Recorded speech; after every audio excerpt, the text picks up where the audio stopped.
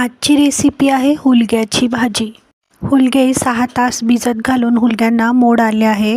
गॅसची flame on करून गॅसवर कढई ठेवली आहे। कढईमध्ये एक पळी तेल टाकले आहे। तेल तापल्यावर 1 चमचा जिरं टाकायचे आहे। चिमूटभर हिंग टाकायची, कढीपत्ता टाकायचा आहे, बारीक चिरलेला कांदा टाकायचा आहे, बारीक चिरलेला टोमॅटो टाकायचा आहे, चवीनुसार मीठ टाकायचे आहे, अर्धा चमचा हळद टाकायची आहे, 1 चमचा लाल तिखट टाकायचा आहे, 1 चमचा कांदा लसूण मसाला टाकला आहे, 1 चमचा अद्रक लसूण पेस्ट टाकली आहे, कोथिंबीर टाकायची आहे। सर्व साहित्य पळीच्या सहाय्याने एकसारखे हलवून घ्यायचे आहे। मसाले छान शिजून झाल्यावर मोड आलेले हुलगे टाकायचे आहे।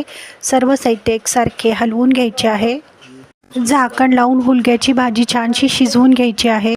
आवडीनुसार दाण्याचा कूट टाकला आहे, कोथिंबीर टाकली आहे। खाण्यासाठी तयार आहे हुलग्याची भाजी। व्हिडिओ आवडल्यास व्हिडिओला लाईक शेअर सबस्क्राईब जरूर करा।